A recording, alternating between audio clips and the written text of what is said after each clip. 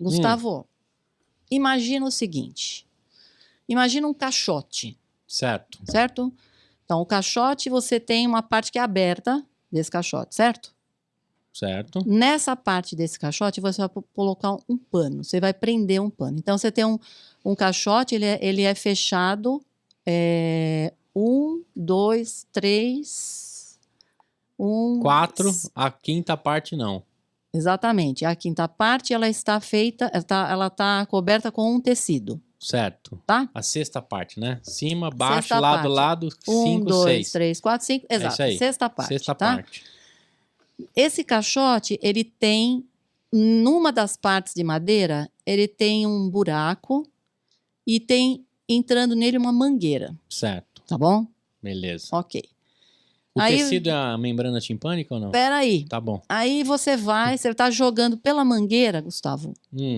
Você tá jogando líquido lá dentro. Certo. Começa a encher o caixote, tá? Ele é um caixote totalmente fechado, hermético, tá? Tá bom. Não tem nenhum Lacradinho. Lacradinho. Tá com silicone, tá tudo bonitinho. Tudo bonitinho, tudo bonitinho. Aí, Gustavo, começa a entrar água lá dentro. Água. Vai entrando, vai entrando, vai entrando, vai entrando. O que você acha que acontece? Estoura o tecido. Exatamente isso que acontece algumas vezes, quando você tem infecção de ouvido. Estoura o tímpano. Pela própria secreção que se Sim, faz Gustavo. dentro do ouvido. É exatamente isso. É exatamente isso. Porque o que nós estamos falando que é a mangueira é a tuba auditiva. Tá? Que vai jogando secreção. Deveria entrar ar. Tá entrando catarro. E não tem um ladrão ali pra... Não tem, Gustavo. Pra dar uma calibrada na caixa d'água? Agora, eu só te falo uma coisa. Esse tecido que rompe é a membrana do tímpano e ela dói. Agora, você imagina a dor que a pessoa tem. Dá pra costurar de volta? Dá, né? Não. Depois que ela rompe, Gustavo, você não vai costurar. O líquido sai. E sai, você vê a criança sair aquela secreção. A mãe fala assim, doutor, ele estava gritando, chorando. De repente, ele passou a dor. Aí, quando eu olhei, tava saindo uns catarros assim pelo ouvido. Porque o tímpano rompeu, certo, Gastão? E aí, certo, Carol? para a dor. Porque você diminui aquela pressão sobre o tímpano. Vai perder o tímpano. Não. Não perdeu. O que acontece né, assim, normalmente você faz uma pequena lesão no tímpano que vai cicatrizar e não vai trazer nenhum dano adicional. Ah, entendi. Tá? Normalmente Depende. isso não traz. Cirurgicamente você pode intervir? Normalmente não precisa, se faz cirúrgico, Gustavo. porque Não ele vai precisa. fechar, é só pensar, todo tecido de cicatriz é ruim. Existe timpanoplastia, existe, mas isso é uma coisa rara, não é necessária. A maioria Normalmente das a timpanoplastia é para quando você rompe por trauma. Tem gente, por exemplo, que cai na piscina e aí você faz um rasgo maior na membrana. Ou penetra alguma coisa no ouvido e rompe o tímpano. Agora, doer meus tímpanos. Agora, aqui, veja bem, você pode ter isso toda hora. Esse é o problema.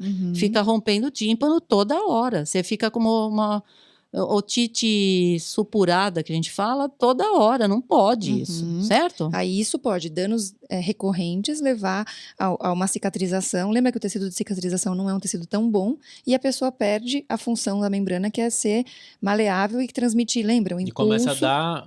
começa a diminuir. Pode ocasionar surdez ou não? Sim, pode, Gustavo. Ou perda de... Uma das causas em crianças pequenininhas, tá? Que ficam tendo otite supurada de repetição, uma das causas é a alergia à proteína do leite de vaca.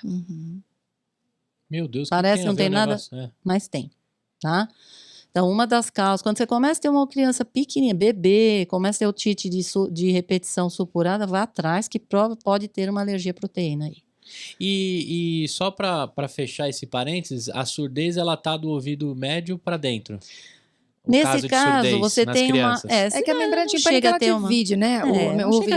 Você pode ter uma perda auditiva, não chegar a ficar surdo totalmente. Não, mas as crianças surdas têm dificuldade dentro do... Não, é outra coisa. As crianças surdas têm... Normalmente ouvido interno. Isso, é no interno pro cérebro. Tá bom. Com a cóclea. Beleza, depois a gente faz um episódio disso, mas só por dúvida, como eu aprendi as 3 camadas aí. Então... Isso é uma das coisas, né, Carol? Uma das complicações. Pensa na caixa fechada ainda que a Ivani falou, Gustavo. Imagina que você colocou um monte de água lá dentro, chegou uma hora que você parou de colocar água. Certo? E aí...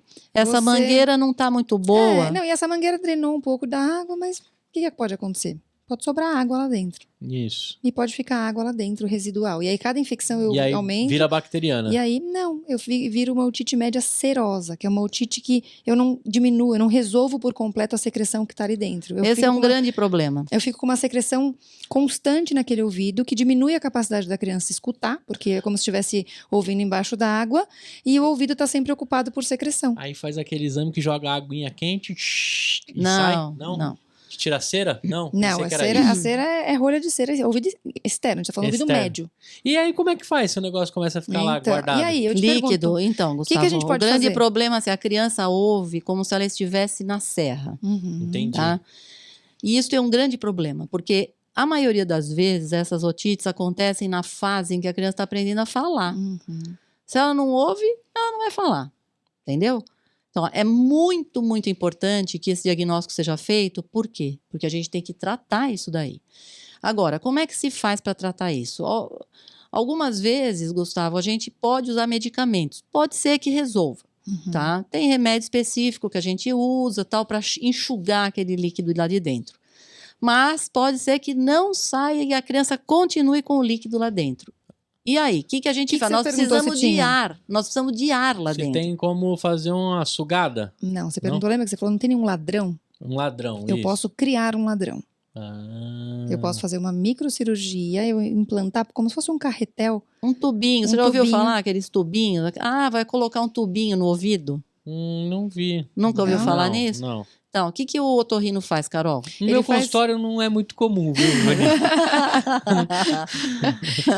Ele faz uma pequena incisão na membrana timpânica, ele passa esse carretelzinho de linha que fica que permite a comunicação do ouvido interno, do ouvido médio com o ouvido externo. Mas não dá pra ir lá e...